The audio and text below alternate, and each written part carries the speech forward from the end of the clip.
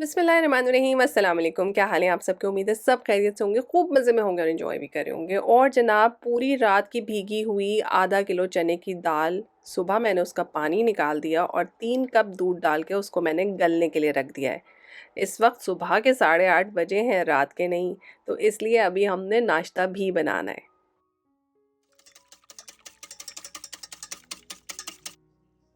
आज शौकीनी में मैंने स्टेनलेस स्टील का पैन निकाल दिया। वैसे तो ऑमलेट अंडा मैं इतने अच्छे तरीके से पलटा लेती हूँ, लेकिन इसके अंदर आई डोंट नो क्यों बीच में से चिपक गया। तो फिर हमने उसके बाद उस अंडे के साथ ये ऑपरेशन किया। क्या फ़र्क पड़ता है, अंडा तो अंडा है ना, बस पका हुआ होना चाहिए। अल्हम्दुलिल्लाह पक गया, तो बच्चों ने भी और बड़ों ने भी बड़े शौक से खा लिया। नाश्ता करते ही हुसैन साहब को छोड़ने के लिए स्कूल जा रही हूँ और मैं देख रही थी कि माशाल्लाह रास्ता कितना खूबसूरत लग रहा है। इतने अच्छे लग रहे थे ये पत्ते, और जैसे ही बर्फ़ गिरेगी ये सब कुछ गायब हो जाएगा। तो जो बहुत ही हमारी तजुर्बाकार ख़वातीन हैं, उनको देखते ही पता चल गया होगा कि दूध में दाल को उबाला जा रहा है, तो इसका मतलब है कि आज बनने लगा है चने की दाल का हलवा। ये मैंने पहले भी बनाया है, लेकिन हर सर्दियों में मैं लाज़मी हलवा ज़रूर बनाती हूँ। हमारे घर में सबको बहुत पसंद है और मुझे ऐसा लगता है कि सर्दियों की सौगात है। तो जब आपका दूध अच्छी तरह से एवापोरेट हो जाए और एंड में बिल्कुल ज़रा ज़रा से बबल्स नज़र आने लगे, उस स्टेज पे आप दाल को पीस लीजिए। कोशिश करें कि बहुत फाइन पेस्ट ना बनाएं, कहीं कहीं कुछ छोटे छोटे से दाल के चंक्स ज़रूर रख लें, क्योंकि हलवे में वो फिर अच्छे लगते हैं। अगर आप किसी भी हलवे की रेसिपी देखेंगे ना, तो वो कहेंगे भाई जितनी दाल आपने ली है उतना ही घी लें। अगर 2 कप दाल है तो 2 कप ही इसके अंदर घी डालें, या एटलीस्ट 1.5 कप तो डालें ही डालें, क्योंकि चने की दाल खुश्क होती है तो ज़्यादा घी पीती है। लेकिन हमारे घर में जो बच्चे हैं वो ज़रूरत से ज़्यादा कॉन्शियस हो चुके हैं, तो उन्होंने मुझे 1/4 कप से ज़्यादा घी नहीं डालने दिया। अब मैं उन्हें कह रही थी कि तुम लोगों को और घी की ज़रूरत पड़ेगी, उन्होंने कहा नहीं नहीं, हम जो है वो इतना ही घी डालेंगे। तो बर्तन मैंने चेंज कर दिया, क्योंकि दूध की वजह से थोड़ा-सा वो नीचे लग जाता है, तो फिर मुझे लगा कि ऐसा ना हो कि दाल के अंदर बहुत ज़्यादा वो वाला टेस्ट आ जाए, तो उसका बर्तन हमने चेंज कर दिया है। तो यहाँ पे अब हमने सिर्फ़ और सिर्फ़ दाल की भुनाई करनी है, और कुछ नहीं। रात को जब चने की दाल भिगोई थी, उसके साथ ही मैंने हलीम की दालें भी भिगो दी थी। इसमें सारी तरह के अनाज और दालें शामिल हैं, और ये भी तकरीबन 2 कप के करीब है। और इसके अंदर मैंने 750 ग्राम चिकन लिया है और उसमें हलीम मसाला डाला है। चिकन को पहले अच्छी तरह से ब्राउन कर लीजिए, हलीम मसाला डालें, सारी दालें डालें, पानी डालें और इसको पकने के लिए 45 मिनट्स के लिए रख दीजिए। बस 45 मिनट्स के बाद ये सब कुछ गल जाएगा। मेरी बेटी ने कहा कि आज अम्मा मैं घर में हूँ, तो मैं इसको ना इस तरह से हिलाती रहूँगी। ज़ाहिर है आगे तो उसे समझ नहीं आ रहा था कि क्या करना है। इसमें थोड़ा-सा फूड कलर मैंने शामिल किया। मैंने कहा आप हिलाते रहो, अगर आप थक जाओगे तो आप चूल्हा ऑफ़ कर देना। जब मैं वापस आऊँगी तो मैं इसको कंटिन्यू करूँगी। क्योंकि आपको पता ही है कि हलवे की बहुत भुनाई होती है।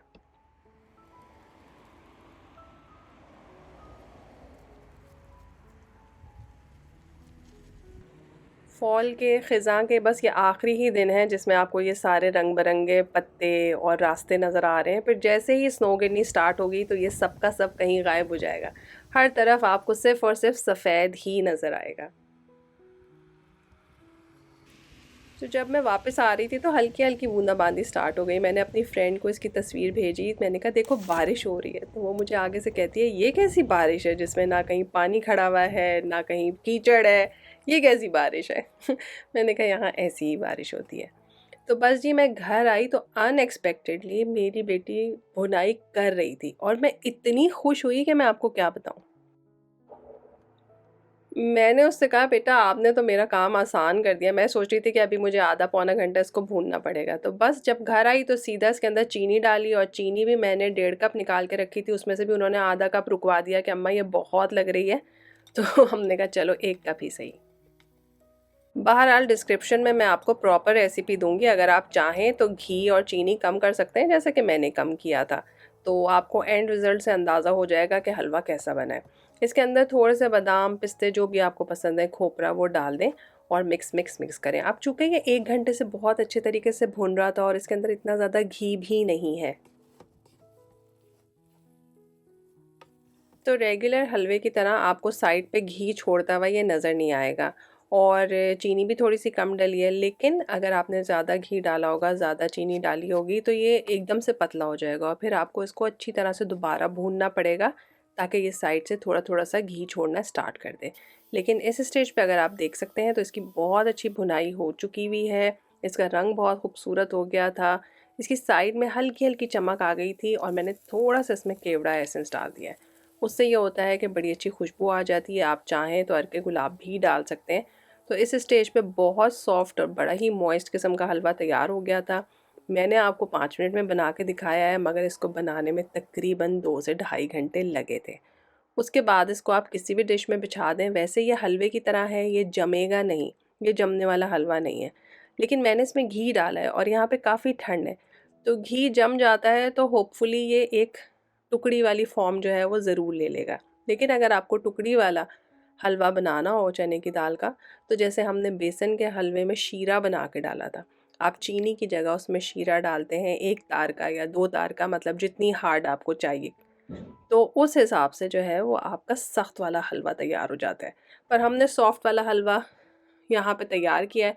उसके ऊपर जो है वो आप बादाम पिस्ते जो भी डालना है डाल दें, कोई वर्क लगाने हैं लगा दें, थोड़े से मार्क बना दें।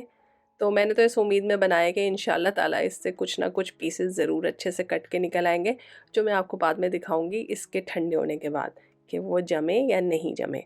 तो अल्हम्दुलिल्लाह हमारा हलवा भी तैयार हो गया। यहाँ पे हमारा इंस्टेंट पॉट तकरीबन 30 मिनट से बिल्कुल तैयार होके पड़ा हुआ था और जैसे ही हमने इसे खोला तो देखें कितना अच्छा गोश्त गल गया हुआ है। आप चाहें इसको मटन से बनाएं, बीफ से बनाएं, चिकन से बनाएं, तो बड़े चंक यूज़ करें मीट के। वैसे तो मैंने बहुत दफ़ा हलीम बनाना बताया है, लेकिन अगर मैं सिर्फ हलीम दिखा देती फिर भी कोई ना कोई मुझे कहता कि आपने कैसे पकाया। तो इसलिए मैंने ब्रीफली आपको एक्सप्लेन कर दिया है। इस तरह से चिकन को जो है वो रेशे बना लीजिए। उससे ये होता है कि जब आप हलीम में शामिल करते हैं थोड़ी देर अच्छी तरह से इसको विस्क से मिलाते हैं, जिसे घोटना भी कहते थे हमारे पास, अच्छे से लकड़ी के घोटने से भी मिलाया जा सकता है, तो ये वैसे रेशे डेवलप कर देता है हलीम में जैसे एक ट्रेडिशनल बाज़ारी हलीम में होते हैं। ब्राउन प्याज मैंने डाला था और उसके ऊपर गरम तेल डाला है, तो इसको मैं हिला दूंगी, अदरवाइज़ ब्राउन प्याज ज़रूरत से ज़्यादा ब्राउन हो जाएगा। आप चाहें तो नॉर्मल किसी भी प्याज को जैसे हम फ्राई करते हैं उस तरह से भी इसको बघार सकते हैं। तो यहाँ पे देखें रेशे आपको नज़र आ रहे हैं। अच्छा, इस स्टेज पे आपका हलीम तैयार है, लेकिन मेरे यहाँ तो अभी बहुत टाइम तक खाना खाने में, तो मैंने इसको स्लो कुक पे 3 साढ़े 3 घंटे रख दिया। उससे वो गर्म भी रहेगा और पकता भी रहेगा। तो यहाँ पे देखें अभी सिर्फ़ और सिर्फ 1:15 हुआ है और 1:15 बजे तक हमारा हलीम भी तैयार है, हमारा चने की दाल का हलवा भी तैयार है, और दोनों चीज़ें टाइम टेकिंग होती हैं। ये सिर्फ़ और सिर्फ इसलिए पॉसिबल हुआ कि एक रात पहले मैंने फ़ाइनल कर लिया था कि कल हमने क्या करना है, और रात को ही दालें भिगोने से और सुबह सुबह काम स्टार्ट करने से ज़िंदगी कितनी आसान हो जाती है अल्हम्दुलिल्लाह। यानी 1 1:15 बजे दोपहर को अब आप पूरे दिन के काम से फ़ारिग हैं। है ना मज़े की बात? तो माशाल्लाह बहुत अच्छा हलवा जम गया था, कम घी और कम शुगर होने के बावजूद। आप इसको देख सकते हैं, हमने शाम की चाय के साथ खाया और अल्लाह का बहुत शुक्र अदा किया अल्हम्दुलिल्लाह। ये है नेक्स्ट मॉर्निंग। अगर आपको मेरी अम्मी की तरह ऐसा लगता है कि चने की दाल का हलवा बनाने में बहुत मेहनत होती है, इससे बेहतर है सूजी का हलवा बना लिया जाए, तो प्लीज़ प्लीज़ ज़रूर बनाएं। अपने लिए बनाएं, अपने बच्चों के लिए बनाएं और अपने पड़ोसियों के लिए बनाएं। मेरी याददाश्त में एक बहुत अच्छी मेमोरी है, वो ये कि यूनिवर्सिटी लाइफ तक मुझे पकाना तो आता नहीं था, मगर मैंने पता नहीं क्यों डालडा का दस्तरखान की किताब ख़रीद ली थी। तो घर लेकर आई तो अब्बा ने कहा चलो आओ चने की दाल का हलवा मिल के बनाते हैं। तो मैंने और मेरे वालिद ने मिल के चने की दाल का हलवा बनाया था और अम्मा हमारी बाहर बैठी थी कि ना ना मैं नहीं करती इतनी मेहनत। तो ज़रूर ज़रूर बनाएं, अपने पड़ोसियों को भेजें, क्योंकि हम रजब में वेट करते थे कब पड़ोसियों के घर से चने की दाल का हलवा आएगा। तो अल्हम्दुलिल्लाह अब हमने अपने घर में भी बनाया और अपने पेरेंट्स को बहुत याद किया, अल्लाह ताला उनकी मग़फ़िरत करे, और नाश्ते के साथ इस हलवे को बहुत एंजॉय किया अल्हम्दुलिल्लाह।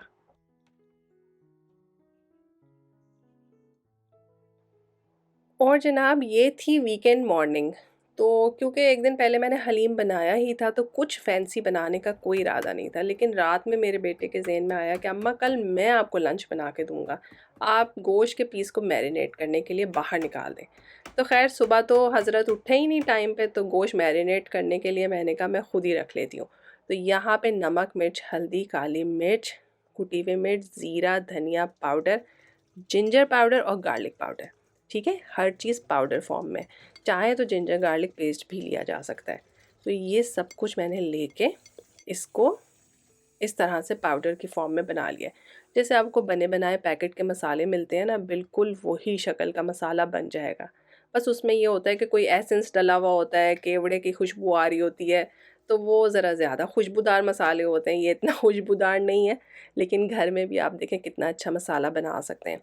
तो पहले छुरी की मदद से हमारे मियाँ साहब ने इसको खूब सारे कचोके लगाए। उसके बाद इसको हम ड्राई, ओनली ड्राई जितने भी मसाले हैं उनसे मैरिनेट कर रहे हैं। ये जो पार्ट है इसको हम ब्रिस्किट कहते हैं। ये बहुत आराम से मिल जाता है, जिस तरह से निहारी का गोश्त होता है ना, उस टाइप का पार्ट होता है। या जो लोग स्मोक्ड बीफ बनाते हैं वो बहुत अच्छे से जानते होंगे कि ये वाला पार्ट बुचर से आप कहेंगे, मतलब अपने कसाई से कहेंगे तो बहुत आराम से दे देगा। तो ये तकरीबन 1 से 1.25 किलो का पीस था, बहुत बड़ा पीस नहीं है। बैकग्राउंड में अगर गाड़ियों की आवाज़ आ रही है तो माजरत, आज बाहर सड़क पे बहुत शोर है। ऊपर हमने डीप कट्स लगाए हैं इस तरह से। आप हॉरिजॉन्टल भी कट लगाएं, वर्टिकल भी कट लगाएं। ये सिर्फ़ और सिर्फ क्योंकि मेरे मियाँ कर रहे थे, उनकी शौकीनी, उन्होंने इस तरह से लगाए। आप चाहें तो सिर्फ लंबे लंबे 3-4 कट्स भी लगा सकते हैं। तो एक साइड से तो आप ऐसे लगाएं, और जो बैक साइड है उस पर ज़रा शैलो कट लगाएं। इस पर इतना डीप मत लगाएं, वरना गोश्त जो है ना वो टुकड़ों में तकसीम हो जाएगा। ठीक है, यहाँ पे आपने हल्के कट लगाने और एक साइड पे ज़रा से गहरे। अब इस गोश्त को आप ओवरनाइट भी रख सकते हैं। मेरे पास टाइम नहीं था, मैंने इसको सिर्फ 2 घंटे रखा है। ये एक ऐसी रेसिपी है जो दावतों में अगर आप बना के रखेंगे तो लोग हैरान हो जाएंगे कि क्या रखा हुआ है टेबल पे भाई। लेकिन ऑब्वियसली ये कॉस्ट एफिशिएंट रेसिपी नहीं है। ये आप अपने घर में ही बनाएं और खूब इंजॉय करें। तो लेमन जूस है, दही ले सकते हैं आप। मैंने थोड़ा सा रायता था वो लिया है। यहाँ पे जिंजर गार्लिक पेस्ट है, टोमेटो पेस्ट है और मस्टर्ड, और साथ में मैंने इसके अंदर डाल दिया ओरेगानो। अच्छा, ये कोई हार्ड एंड फास्ट रूल नहीं है, मुझे जो समझ में आया मैंने वो मसाला बना दिया। आप चाहें तो अपनी मर्ज़ी का मसाला भी बना सकते हैं। सिर्फ दही के अंदर ही कोई चीज़ें डाल सकते हैं, चाट मसाला डाल सकते हैं। समझ आई?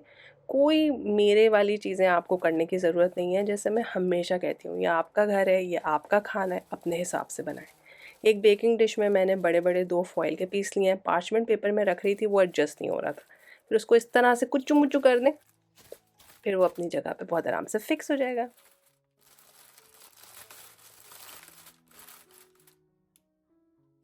ये ब्रिस्किट या ये रोस्ट हम बनाने लगे हैं अवन में। तो इसको हम ना स्टीम करना चाहते हैं। अब स्टीम कैसे करेंगे? हमने बेस में बिछा दी हैं कुछ सब्जियां, वो क्या है, टमाटर और प्याज। ठीक हो गया। उसमें हमने थोड़ा सा दही डाल दिया। मेरे पास लेफ़्ट ओवर रायता था, मैंने वो डाला है। आप नॉर्मल दही डाल सकते हैं, हार्डली 2 से 3 टेबल स्पून है। और इसके ऊपर आप देखें, आपने ये रख दिया, इसके ऊपर आप लेमन जूस डालें।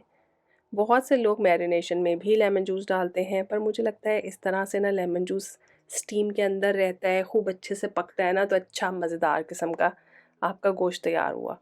अच्छा, इसके ऊपर आपने जो मस्टर्ड पेस्ट, टोमेटो पेस्ट और जिंजर गार्लिक पेस्ट था, उसको मिला के थोड़ा सा पानी डाल के जो महलूल सा बना लिया था आप उसके ऊपर, महलूल नहीं कह सकते इसको, ये गाढ़ा सा पेस्ट है, तो वो आपने लगा दिया। और उसकी साइड में देखें कितना पानी है, छोटी सी मेरे पास जो है ना ये बच्चों की दूधदानी है, तो मेरा ख्याल है 3 से 4 टेबल स्पून, 5 टेबल स्पून कर लें, वो पानी डाला, ऊपर से ऑयल डाला और पार्चमेंट पेपर को इस तरह से लूजली बंद कर दिया, बहुत टाइट नहीं, ना साइडों से लिक्विड निकल आएगा।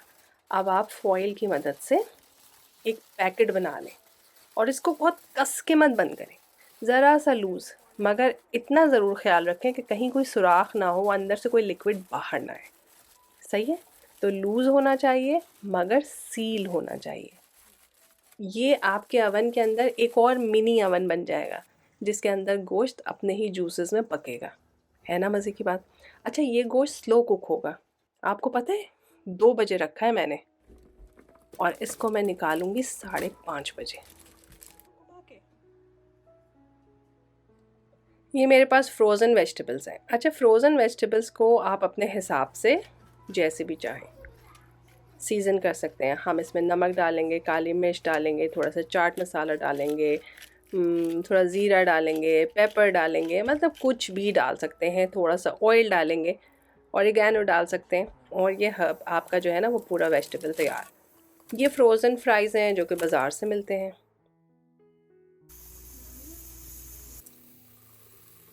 अब ये आपके ऊपर है कि आप इसे कैसे सर्व करना चाहते हैं। मैं चावल, वेजिटेबल्स और फ्राइज़ के साथ सर्व करना चाहती थी, फिर भी मैंने सोचा कि मैं थोड़ा सा जो है वो खट्टी दाल भी बना लेती हूँ। बहुत कोई रिक्वेस्ट कर रहा था मुस्तकिल के खट्टी दाल की रेसिपी बताएं। अच्छा, मैं प्रेशर कुकर में मसूर की दाल को नमक, मिर्च, हल्दी के साथ पकने के लिए रख चुकी थी। तब मुझे याद आया कि मैंने तो इसको फ़िल्म ही नहीं किया। मुझे लगा कि सबको आती है, फिर मुझे याद आया कि वो मैसेज बहुत आ रहा था। तो आपने 1 कप मसूर की दाल ली है, अपने हिसाब से नमक, मिर्च, हल्दी डालें, पानी डालें थोड़ा सा जिसमें ये गल जाए। इसको प्रेशर कुक कर लें। प्रेशर कुक आप करेंगे ये बिल्कुल गल जाएगी। आप इसमें थोड़ा सा चम्मच मारेंगे, ये अच्छी तरह से एक फ़ाइन सा पेस्ट बन जाएगा। इसके अंदर पानी डालें, हरी मिर्चें डालें, धनिया डालें, और इसको 1-2 उबाल आने के लिए जो है वो रख दीजिए, ताकि इनका पूरा फ्लेवर जो है वो दाल के अंदर चला जाए। सही है। दूसरी तरफ मैंने इमली को भिगो के रखा हुआ है। अब खट्टा आपके हिसाब से है। मैंने 2 टेबलस्पून इमली भिगो के रखी है, क्योंकि हमारे यहाँ बहुत खट्टी दाल शौक़ से खाई जाती है। तो इसको आप 1-2 उबाले दिलाएं पानी डालने के बाद, ताकि दाल जो है वो अच्छे से घुट जाए, अच्छा सा फ़ाइन सा पेस्ट बन जाए। आप चाहें तो इसमें ब्लेंडर भी चला सकते हैं, लेकिन ये इतनी नाजुक दाल है, प्रेशर कुकर में बनाएं तो फ़ौरन ही गल जाती है। इसमें हमने डाला है इमली का पानी। इमली का पानी डालने के बाद हम बहुत नहीं पकाते, 2 उबाले आएंगे इसके तो खट्टी दाल तैयार है।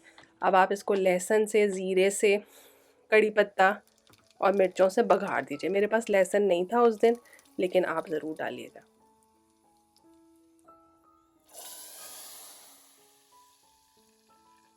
तो बहुत सिंपल तरीके से खट्टी दाल तैयार हो जाती है। आई होप जो 2-3 दफ़ा मैसेज कर रही थी खट्टी दाल का, उन्हें कुछ ना कुछ आइडिया हो गया होगा।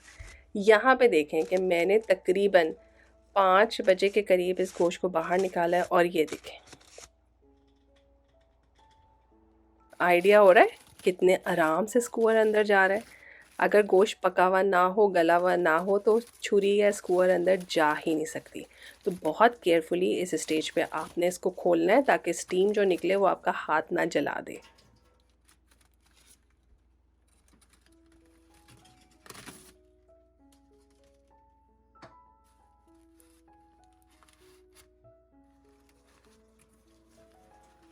ये गोश्त 320 फ़ारेनहाइट पे तकरीबन 3 घंटे पकेगा, तो ये ऐसा सॉफ्ट, जूसी और मॉइस्ट होगा। सही है। थोड़ा हौसला रखना पड़ेगा इसमें। अब आप देखेंगे कितना अच्छा गल गया हुआ है। देख रहे हैं, पता चल रहा है। अब इसके अराउंड जो लिक्विड है ना, आप चाहें तो इसको ऐसे ही रहने दें। मैं थोड़ा रिड्यूस करना चाह रही हूँ, तो मैंने उसको रख दिया है 400 फ़ारेनहाइट। अब मैंने अवन का टेम्परेचर कर दिया है, उसको नीचे रख दिया है, ऊपर वेजिटेबल्स और फ्राइज़ रख दिए हैं। सब चीज़ें एक साथ पक जाएंगी, नीचे से जूसेस रिड्यूस हो जाएंगे, ऊपर वेजिटेबल्स और फ्राइज़ जो हैं वो बन जाएंगे। और यहाँ पे हमने दाल और चावल भी बना के रख लिए हैं।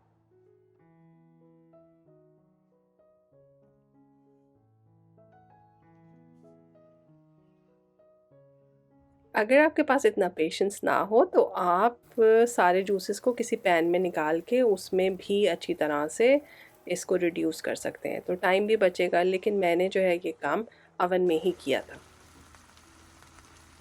इसको खोल देने से इसके ऊपर बड़ा अच्छा सा ब्राउन कलर आ जाता है, जूसेस सारे रिड्यूस हो जाते हैं, और माशाल्लाह माशाल्लाह सुपर सुपर अमेजिंग और बहुत ही ज़्यादा टेम्पटिंग होता है। तो इसको थोड़ी देर के लिए आपने ढक के रखना होता है, ताकि इसके जूसेस जो हैं वो इंटैक्ट रहें। तो मैंने उसे फ़ॉइल से थोड़ी देर के लिए कवर कर दिया है, और इतनी देर में वेजिटेबल्स भी हमारी बाहर निकल कर आ गई हैं। और अब आपने इसको 10 मिनट 15 मिनट के रेस्ट के बाद खोलना है, और कट करना है, और खाना है। तो माशाल्लाह माशाल्लाह कैसी लगी आपको देखने में ये रेसिपी? यकीन माने, ये इतना खूबसूरत गलता है, इसके इतने अच्छे फ्लेवर्स होते हैं, इसमें कोई हार्ड एंड फास्ट रूल नहीं है। जो आपके घर में मौजूद है, जिस तरह के मसाले आपको पसंद है, उससे इसको मैरिनेट करें। इसके बेकिंग प्रोसेस में ही सारी खूबसूरती है। और अगर आप बेक नहीं करना चाहते, तो प्रेशर कुकर में भी ये काम हो सकता है। स्लो आंच पे से 2-2.5 घंटे पकने के लिए छोड़ दीजिए। मगर प्रेशर कुकर की सीटी निकाल दीजिएगा, वरना गोश्त का हलवा बन जाएगा। या फिर किसी भी देगची में ये काम कर सकते हैं आप।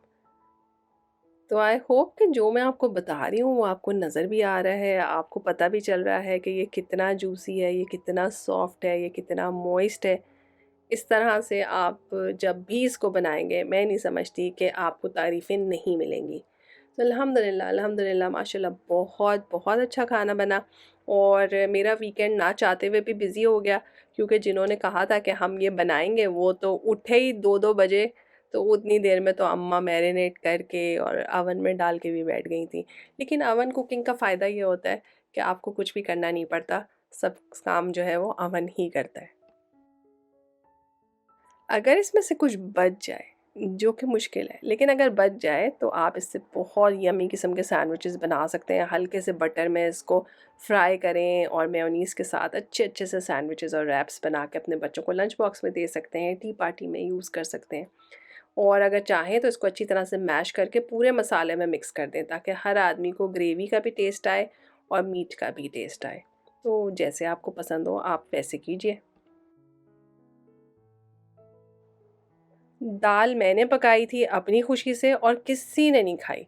तो फिर अब मैंने ही खाई। मैंने कहा अब मैंने पकाई है तो मैं ही खाऊँगी। तो माशाल्लाह ये मेरी प्लेट है, तो अल्हम्दुलिल्लाह अल्हम्दुलिल्लाह अल्लाह का लाख-लाख शुक्र है, उसने बेशुमार नेमतों से नवाज़ा हुआ है। रात को मैंने जब अपनी खिड़की से बाहर झाँका तो हल्की-हल्की सी स्नो हो रही थी और मैंने कहा ये तो बहुत हल्की है, सुबह तक गायब भी हो जाएगी। नहीं जनाब, अगली सुबह उठे तो बर्फ़ ने कहा जहाँ मैं हूँ बस मैं वहीं रहूँगी, अब तो मैं आ ही गई। तो 10 साल हो गए हैं कनाडा में, और पहली स्नो हमेशा उतनी ही एक्साइटमेंट लेकर आती है जिस तरह से पहले साल पहली दफ़ा बर्फ़ देखी थी। और बहुत सारी पुरानी यादें भी आ जाती हैं कि कितनी स्ट्रगल की है, कितनी ज़िंदगी जो है वो मुश्किल होती है। घर से दूर एक नए घर बनाने की कोशिश कभी भी आसान नहीं होता। तो मेरी सारी परदेसी बहनों के लिए ढेरों ढेर दुआएं, अल्लाह ताला आप सबको आसानियाँ दे, खैर के मामले करे। और आई होप आज का व्लॉग आपको पसंद आया होगा। और चैनल को सब्सक्राइब करने का मैं कहती तो रहती हूँ, मगर लगता नहीं है कि कोई करता है। कर लेते हैं तो अच्छी बात है, लाइक करें, कमेंट्स करें। और मौसम अच्छा था, हुसैन साहब जो हैं वो सुबह सुबह उठ गए थे, कहते मुझे नाश्ता नहीं करना।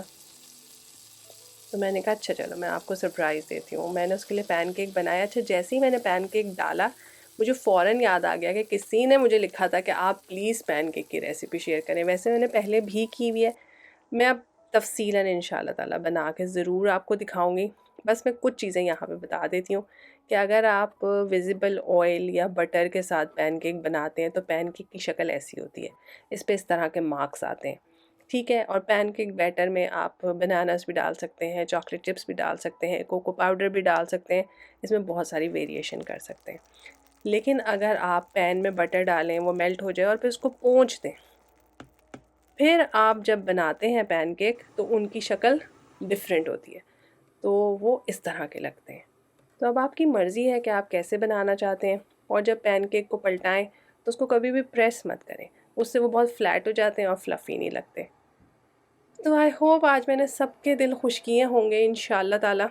और मुझे अपनी दुआओं में याद रखें, और आप सब तो मेरी दुआओं में होते ही हैं। खुश रहें, आबाद रहें, फिर मिलेंगे एक नए मज़ेदार से व्लॉग में, अच्छे से मौसम में।